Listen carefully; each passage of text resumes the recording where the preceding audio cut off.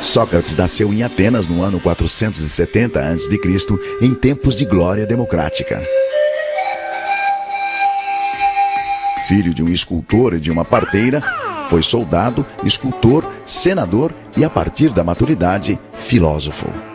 Alegando que desde criança ouvia a voz de Deus instigando-o ao ofício da filosofia, Sócrates passou a perambular pelas ruas de Atenas, feito um pregador laico, na missão de ajudar as pessoas a descobrir nelas mesmas o conhecimento que as conduziria à virtude. Sem cobrar dinheiro algum, aberto a quem quisesse ouvi-lo, ricos ou pobres. A pergunta essencial de Sócrates era: o que é a essência do homem? E ele respondia: o homem é a sua alma. Alma como razão, o eu consciente, a consciência intelectual e moral, o que distingue o ser humano de todos os outros seres da natureza. Sócrates e os filósofos sofistas abandonaram a preocupação dos filósofos pré-socráticos em explicar a natureza e se concentraram na problemática do homem. No entanto, contrário aos sofistas, Sócrates se opunha ao relativismo dos seus valores. Os sofistas formavam um grupo à parte de uma espécie de retóricos de aluguel. Valendo-se da arte da argumentação, eles relativizavam a ética e a moral, defendendo o que e a quem quer que fosse, desde que bem remunerados. A eles, Platão chamou de impostores e malabaristas de argumentos. Sócrates não deixou nenhum escrito, e tudo o que se sabe de suas ideias está nos textos militares de Xenofonte, nos textos cômicos de Aristófanes e principalmente nos textos filosóficos de Platão, o seu melhor discípulo. Platão o transformou em protagonista em O Banquete, Apologia de Sócrates, Alcebíades I, Teeteto, Fédon e A República, entre outros. Sócrates acreditava que todos já nascem com conhecimento e que cabia ao mestre realizar o parto desse conhecimento. Ele entendia que só o conhecimento que vem da alma é capaz de revelar o verdadeiro discernimento do que é justo, bom e certo. Para partejar esse conhecimento, Sócrates aplicava um método dialógico que ele chamou de maiêutica, termo do latim obstetritiaorum, funções da parteira, em clara referência à sua mãe. Ele dizia que assim como sua mãe ajudava a trazer à luz a vida, o filósofo ajuda a trazer à luz a verdade. Basta usar a razão. No começo do diálogo, Sócrates se posicionava como se não soubesse de nada do assunto e dava início ao colóquio com uma pergunta ao seu ouvinte, que a respondia com seu próprio jeito de pensar. O mestre, então, fazia de conta que aceitava o seu ponto de vista. Porém, com um senso de humor que desorientava o interlocutor, a chamada ironia socrática, ele contra-argumentava e buscava convencer o ouvinte da esterilidade e contradições de suas reflexões, levando-o a admitir o seu equívoco e o seu desconhecimento. As perguntas feitas por Sócrates são próprias da chamada dialética socrática, isto é, do exercício de contrapor argumentos contrários. Basicamente, o método dialético apresenta 3 elementos: a tese, a antítese e a síntese. A tese é uma afirmação. A antítese é uma oposição a essa afirmação. Como a própria palavra diz, antitese. E no embate entre tese e antítese, surge então o terceiro elemento, a síntese, que é o resultado do raciocínio. Prevalência do intelecto sobre a opinião. O propósito desse rol de perguntas vinha da crença de Sócrates de que só existe uma maneira de conhecer a verdade: conhecendo-se a si mesmo. É famosa a sua frase, conhece-te a ti mesmo, inspirada na inscrição no oráculo de Delfos, centro sagrado de consultas aos deuses gregos. Para Sócrates, só quem conhece a si mesmo é que sabe que não sabe. A grande virtude, segundo ele, é saber que não sabe. Só sei que nada sei, ele afirmava. Quanto mais sabe que não sabe, mais sábio é um homem. E os que pensam que sabem e não sabem que não sabem, seriam, na sua concepção, os mais tolos. No texto Apologia de Sócrates, Sócrates relata que a pitonisa do oráculo de Delfos teria afirmado ao historiador e seu discípulo Xenofonte que o homem mais sábio de todos era ele, Sócrates. Logo eu, que justamente o que sei é que nada sei, um sábio?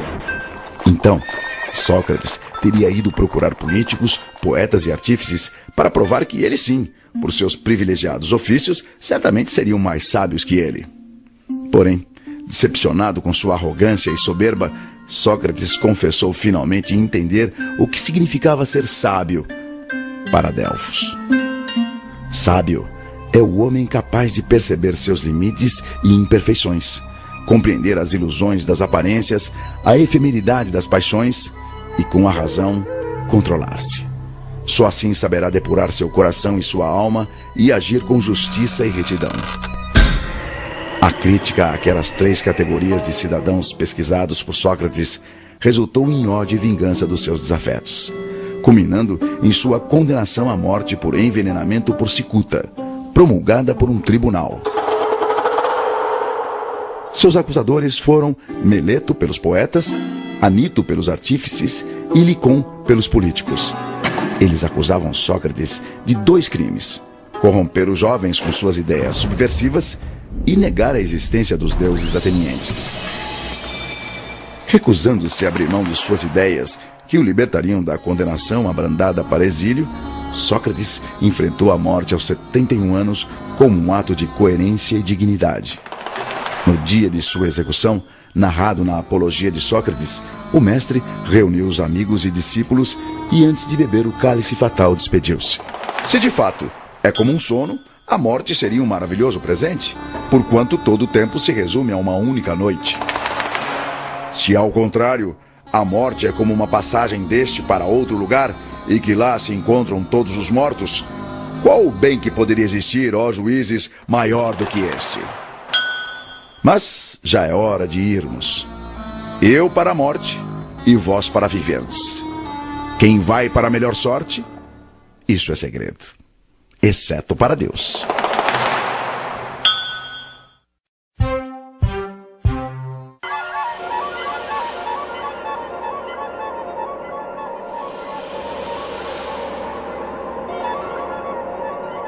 Corria o século 400 a.C.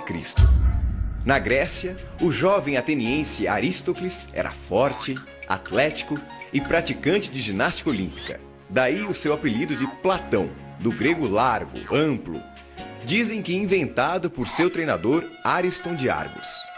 Filho de tradicional família de políticos, descendente do poeta e legislador Solon e de Cadmus, o último rei de Atenas, Aristócles, o Platão, viveu a fase áurea da democracia ateniense. Recebeu esmerada educação com vistas à prática política. Porém, as alternâncias de facções no poder o fizeram prudentemente manter-se à distância de cargos públicos, enquanto formulava, entre outras coisas, a sua teoria do governante filósofo. Teoria que por 3 vezes ao longo da sua vida ele tentou, sem sucesso, persuadir os soberanos de Siracusa a colocar em prática, até ser preso e vendido como escravo em Engina, resgatado na última hora por amigos. Além de também se dedicar à pintura e à poesia, Platão escreveu textos corais e tragédias para teatro, hoje perdidos, só abandonando a dramaturgia aos 20 anos, quando se tornou o mais dedicado discípulo de Sócrates, na época com idade de 60 anos.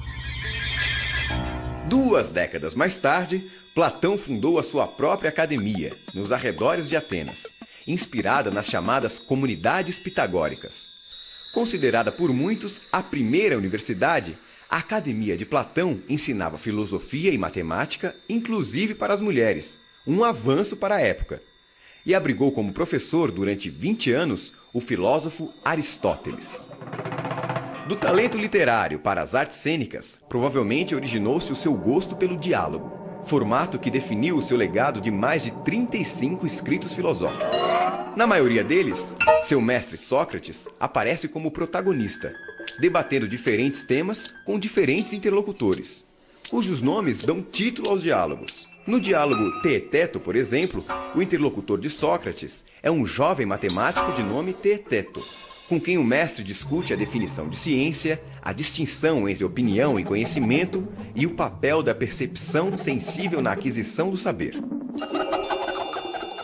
Os diálogos de Platão são divididos em 3 fases. A primeira representa a filosofia de Sócrates, mais dedicados à virtude e à ciência. Na segunda e terceira fase, ainda que Sócrates continue como protagonista, acredita-se que ali estão as próprias ideias de Platão. E finalmente, nos chamados Diálogos da Velhice de Platão, entre 361 e 347 a.C., percebe-se outra influência, a de Aristóteles.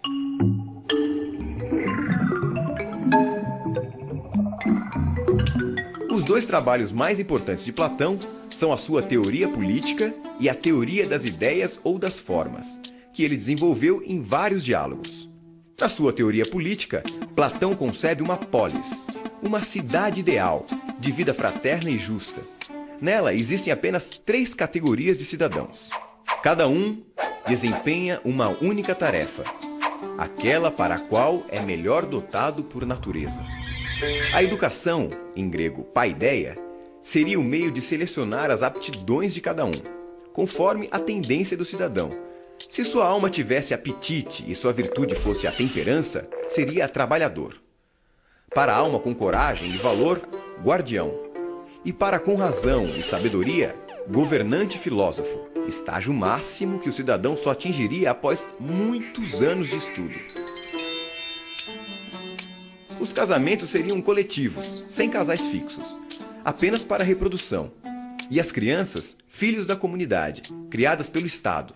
As mulheres não sofreriam discriminação, nem haveria qualquer diferença entre os sexos, inclusive para o serviço militar. O interesse maior seria sempre o da comunidade. Já a teoria das ideias, ou teoria das formas, de Platão, é apresentada através de uma alegoria ou mito no diálogo A República. O famoso mito da caverna é uma metáfora sobre a ilusão do mundo sensível, isto é, aquele apreendido pelos sentidos, em contraposição ao mundo inteligível, o aprendido pelo intelecto. Imagina homens numa morada subterrânea, em forma de caverna, com uma entrada aberta à luz. Desde a infância, de pernas e pescoços acorrentados. Não podem mexer-se, nem ver senão o que está diante deles. A luz chega-lhes de uma fogueira acesa numa colina, por detrás deles. Entre o fogo e os prisioneiros passa uma estrada e um pequeno muro, por onde homens transportam objetos de toda espécie. Se os da caverna pudessem se comunicar uns com os outros, não achas que tomariam por objetos reais as sombras que veriam daqueles homens e objetos? Tais homens não atribuirão realidade, senão as sombras? Sócrates conta ainda que certo dia um desses prisioneiros foge da caverna, quase cegando com o sol lá fora. Aos poucos, porém, ele se acostuma e acaba extasiado com a verdadeira forma das coisas, das quais antes só enxergava as sombras. No final, o fugitivo volta à caverna para contar sua descoberta aos outros, mas ninguém lhe dá crédito. Para Platão, o mundo que nos cerca é a caverna. A luz do fogo que a ilumina e projeta sombras é a ilusão propiciada pelos sentidos. O prisioneiro fugitivo é o filósofo. E a subida à região superior é a ascensão da alma ao mundo inteligível, ao sol do conhecimento. Platão acredita que tudo o que existe no mundo sensível, de pessoas a animais, de conceitos abstratos, como por exemplo o bom, o belo, a vagalumes, tudo mesmo existe antes em um mundo inteligível, ideal, onde fica a sua ideia perfeita correspondente.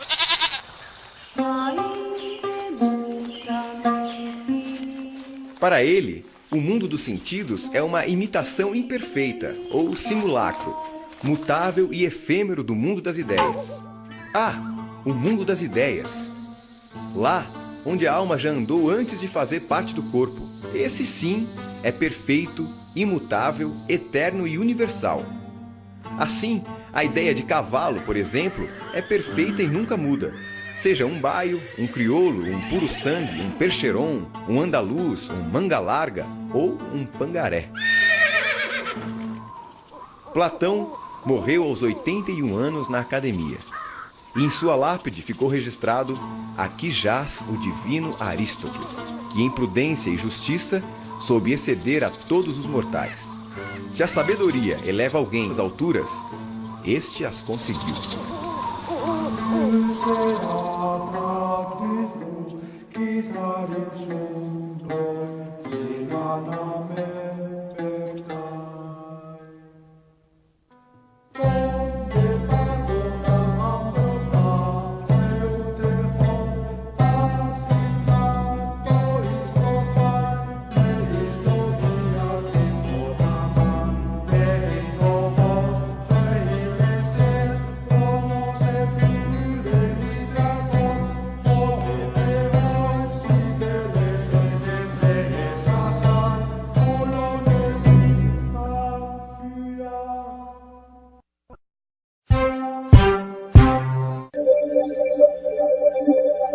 Diferente de Sócrates e Platão, o filósofo Aristóteles não nasceu em Atenas, mas em Estagira, na Macedônia, e morreu aos 62 anos.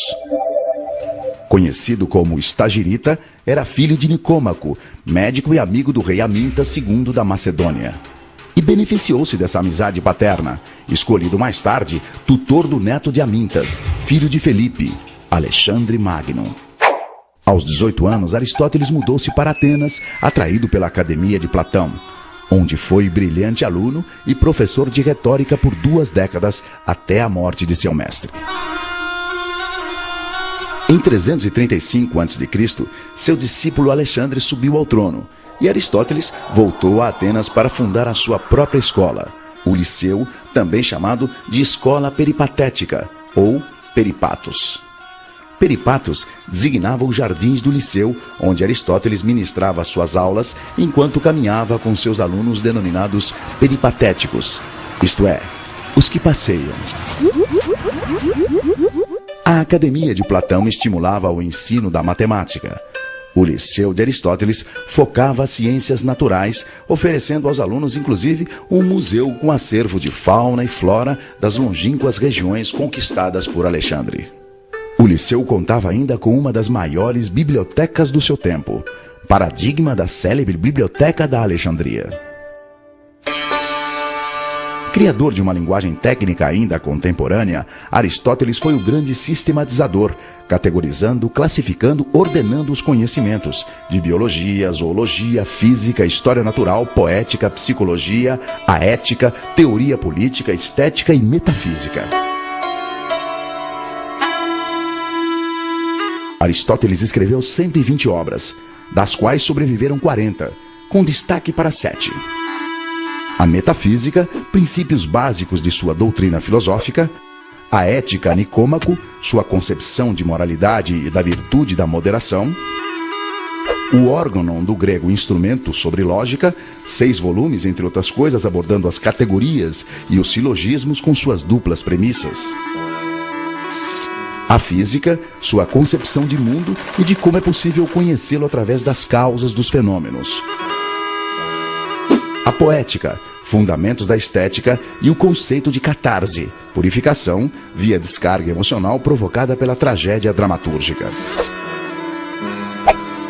a retórica, segundo ele, a outra face da dialética; e, finalmente, a política, organização social para a felicidade, uma vida de prazeres, mais uma vida de honra, mais uma vida de filosofia.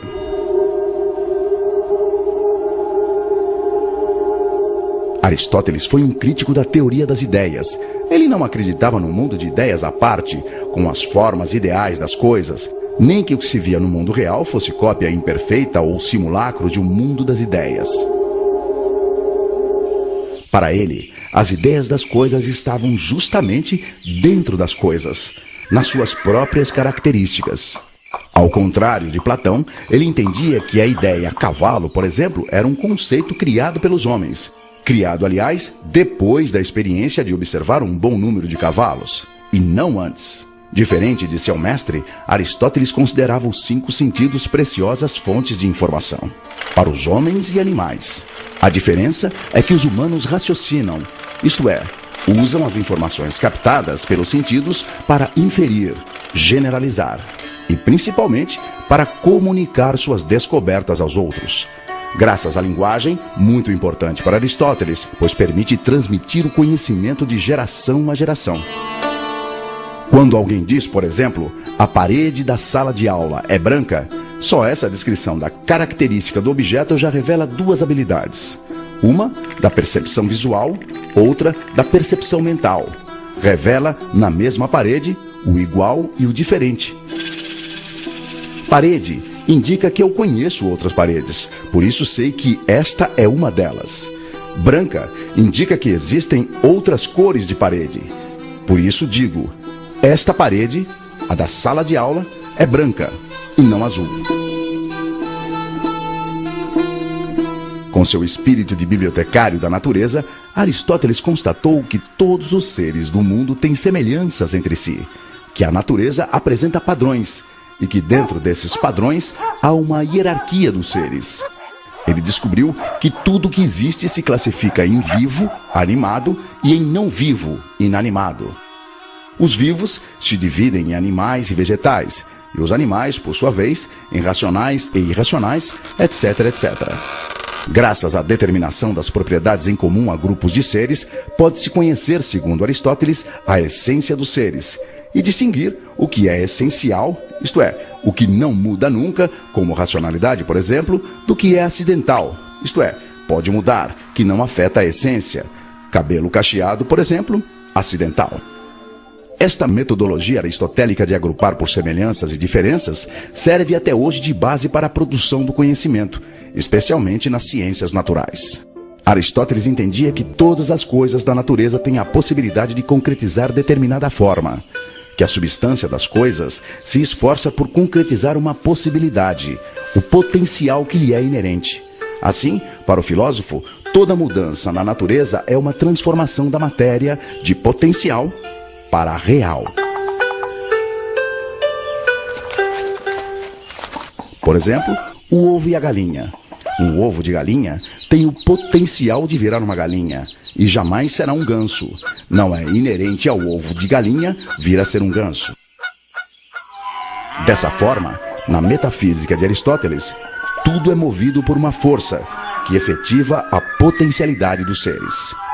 Tudo é movido pelo motor primeiro, que é imóvel.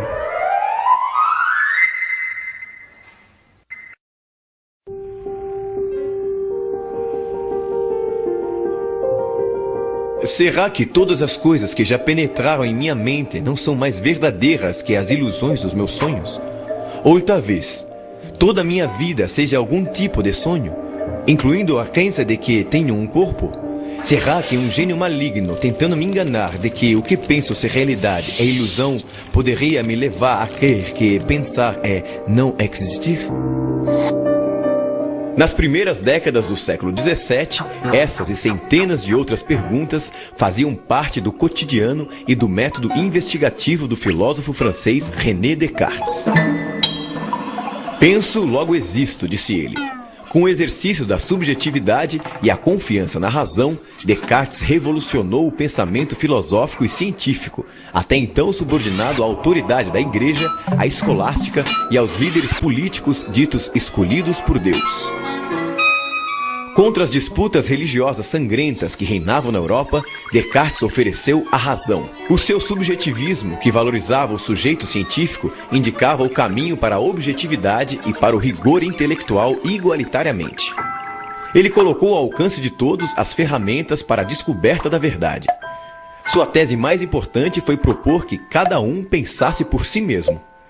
A autoridade da filosofia passou a se fundar não mais nas escrituras ou nos sábios, mas na mente do filósofo. Esse paradoxo da objetividade dentro da subjetividade, com a exigência da certeza e a isenção da dúvida, para o êxito da investigação científica, inaugurou um novo estágio no pensamento filosófico, motivo pelo qual Descartes é considerado o pai da filosofia moderna. René Descartes, ou Renato Cartesius, como ele se assinava em latim, nasceu em 1596 na pequena La Haye, na França. De família aristocrática, órfão de mãe, estudou interno no colégio jesuíta La Flèche e formou-se em Direito. E acabou se alistando como voluntário militar na Guerra dos 30 Anos no exército de Maurício de Nassau. Morou na Holanda mais de 20 anos e faleceu em Estocolmo como mestre de filosofia da rainha Cristina da Suécia, pouco antes de completar 54 anos. Influenciado pelas ideias de Galileu e pela amizade com o físico e matemático holandês Isaac Bikman, Descartes tomou do amigo o raciocínio simples e fácil que os geômetras empregam para chegar às suas mais difíceis demonstrações, como ele mesmo observava, bem-humorado. E saiu em busca ambiciosa de um novo sistema de conhecimento. Um método único que mensurasse todas as realidades observáveis no mundo físico, celeste ou terrestre. Ele queria explicar o mundo a partir da mecânica elementar das partículas, usando os princípios da figura, do tamanho, da posição e do movimento das partículas da matéria. Para ele, todas as coisas que caem sob o conhecimento humano estão interconectadas da mesma forma, como escreveu em uma de suas obras mais conhecidas, Discurso do Método, publicada em 1637. O modelo matemático do sonho de Descartes abarcava todos os saberes em uma só unidade. Tanto que ele criou a metáfora de uma árvore do conhecimento, onde o tronco era a física, sustentando todas as ciências com o seu raciocínio analítico. Na busca da premissa da evidência, Descartes propunha o exercício da dúvida metódica, radical, hiperbólica como método até o nível do absurdo, quando a própria dúvida forneceria então a verdade indubitável. O primeiro era nunca aceitar coisa alguma por verdadeira, sem que a conhecesse evidentemente como tal, quer dizer, evitar cuidadosamente a precipitação e a prevenção, e não aceitar nada nos meus juízos, senão o que se me apresentasse tão clara e distintamente ao meu espírito que eu não tivesse nenhuma ocasião de o colocar em dúvida. Depois de eleger a evidência, Descartes sugeria dividir em partes tantas quantas necessárias para a análise. E então colocar os conhecimentos em uma certa ordem, dos mais simples aos mais complexos. Era a ordenação. E o último, fazer sempre enumerações completas e revisões gerais para nada omitir. A concepção de mundo e de homem de Descartes se baseava no que ficou conhecido como dualismo cartesiano. A divisão da natureza em dois domínios opostos, o da mente ou espírito, que ele chamou de recogitans, a coisa pensante, consciente de si, livre e sem dimensão espacial, e o da matéria, que ele chamou de re-extensa, a coisa extensa, isso é, a material, mensurável, espacial, sem consciência e mecanicamente determinada. Deus, para Descartes, representava a ponte entre o mundo subjetivo do pensamento e o mundo objetivo da verdade científica. A mente e a matéria são criações de Deus, um ser perfeito e legitimador das evidências verdadeiras da razão. Quando a razão atinge a ideia clara e distinta, fala por Deus, seu autor primeiro. Em sua premissa mais famosa, evidência número 1, que fundamenta todo o raciocínio cartesiano, Descartes exercita a dúvida até atingir o seu ápice. Notei que, enquanto tentava supor que tudo fosse falso, era necessário que eu, que pensava isso, fosse alguma coisa. E observando que essa verdade, eu estou pensando, portanto eu existo, era tão firme e certa, decidi que poderia aceitá-la como o primeiro princípio da filosofia que procurava.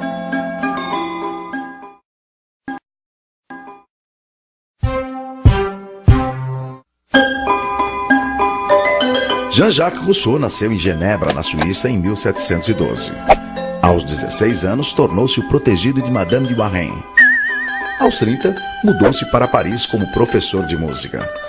Colaborou com a famosa enciclopédia de Diderot e d'Alembert no Verbete Musica. E aos 38, conquistou o prêmio da Academia de Dijon com seu Discurso sobre as Ciências e as Artes. Publicou vários livros, entre eles O Contrato Social, que inspirou a Revolução Francesa, e Emílio, considerado uma das obras mais revolucionárias da moderna pedagogia por suas ideias radicais, que desagradavam tanto à Igreja quanto a outros filósofos, como Voltaire, por exemplo. Rousseau fugiu para a Inglaterra, abrigado por David Hume. Dedicou seus últimos tempos à autobiografia Confissões, falecendo aos 66 anos em Hermenonville, na França. A ti me dirijo, mãe amorosa e prudente, que soubeste te apartar da estrada trilhada. Assim registra o prefácio do livro Emílio ou da Educação, inspirador de Pestalozzi e da Escola Nova, escrito por Rousseau sob forma de romance. Emílio consiste em um tratado pedagógico que une política, educação e ética, orientando pais e mestres sobre como educar naturalmente o homem ideal. O jovem Emílio, filho de um homem rico, é educado por um preceptor no convívio com a natureza, protegido dos constrangimentos sociais. Com um pé no romantismo, outro no imaginário iluminista, o texto russoniano revela a crença na educação reformadora como ponte para as transformações sociais. Emílio é o representante da espécie humana em seu potencial de virtude, educado para viver bem consigo, com sua futura companheira Sofia e com os outros, em uma sociedade livre e democrática. Lançado em 1762, o livro tornou-se um paradigma da educação no século XVIII. Contrapunha-se à visão elitista da educação como privilégio, afirmando ser um direito de todos, e criticava a pedagogia jesuíta, rígida, punitiva, mera transmissora hierárquica de conhecimentos memorizados, que tratava as crianças como adultos em miniatura.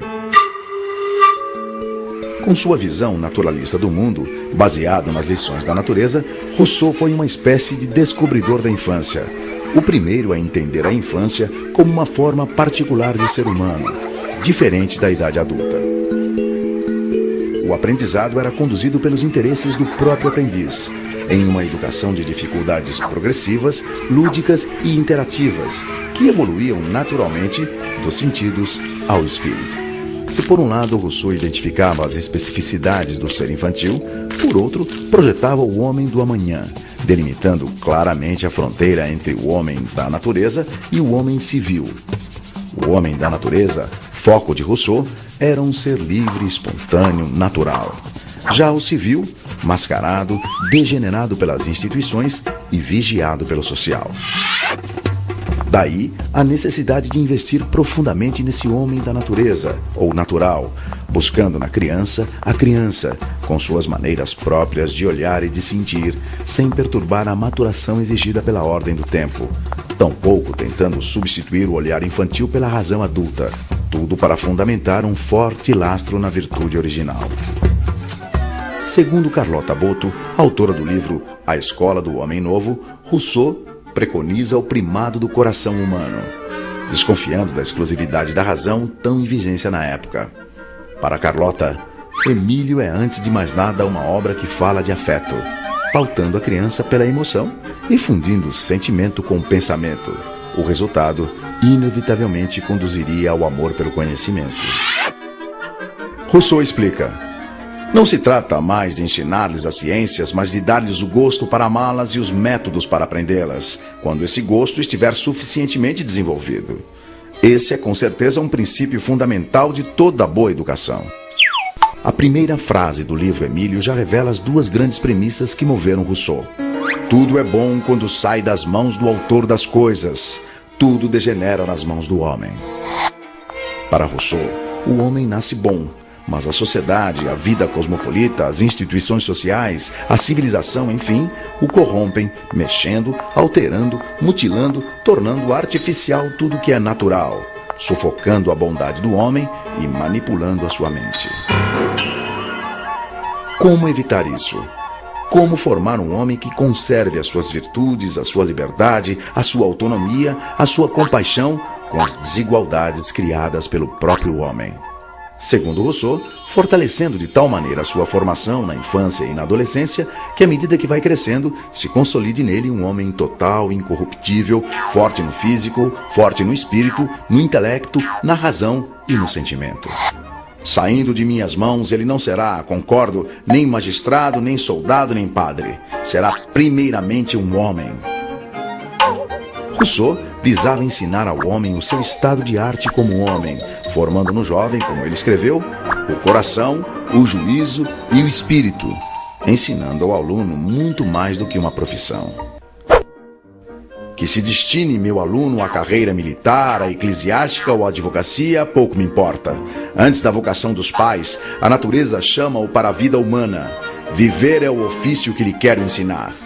E para usufruir da felicidade da vida, Rousseau dividiu a existência e o livro de Emílio em 5 fases. Lactância, até 2 anos. Infância, de 2 a 12. Adolescência, de 12 a 15. Mocidade, de 15 a 20. E o início da vida adulta, de 20 a 25. Dos 5 livros de Emílio, os 4 primeiros tratam da educação do menino e o último da menina Sofia. Rousseau considerava o período do nascimento até os 12 anos o mais delicado, já que nele é que tendem a surgir os desvios. É por isso que a educação, nesse momento, a chamada educação primeira, deveria ser negativa, isto é, não ensinar novos saberes, apenas manter, conservar, fortalecer as qualidades morais nascidas com a criança. Segundo Rousseau, a educação negativa consiste não em ensinar a virtude ou a verdade, mas em preservar o coração do vício e o espírito do erro. Nesse período, o mestre interfere o menos possível, muito mais estimulando bons sentimentos e o usufruto dos sentidos na busca da experiência do que se impondo o positivo com novos ensinamentos acadêmicos, muito mais não fazendo que fazendo. Daí a expressão negativa. Para Rousseau, não se deve apresentar à criança ideias complexas e abstratas antes do desenvolvimento da razão, porque na infância, segundo ele, a razão dorme. Assim, a primeira etapa, quando a criança tem necessidades mais físicas, deve ser voltada a cuidar do corpo e do aperfeiçoamento dos sentidos, longe de punições. Tudo o que a criança aprende nessa primeira fase deve vir ludicamente do olhar, tocar, ouvir, sentir, provar. Exercer os sentidos, diz Rousseau. Não é somente fazer uso deles. É aprender a bem julgar por eles. É aprender, por assim dizer, a sentir.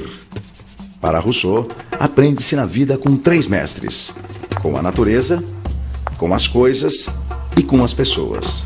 Só no início da adolescência, quando a razão começa a surgir, é que as pessoas, e não mais apenas a natureza e as coisas, passam a ter importância no processo educativo. Só então os livros e as operações abstratas são apreciados. E Emílio, enfim, pode vir a se completar como adulto e homem total da utopia de Rousseau. Assim, seu corpo e seu espírito se exercitam ao mesmo tempo. Quanto mais se faz forte e robusto, mais se torna sensato e judicioso.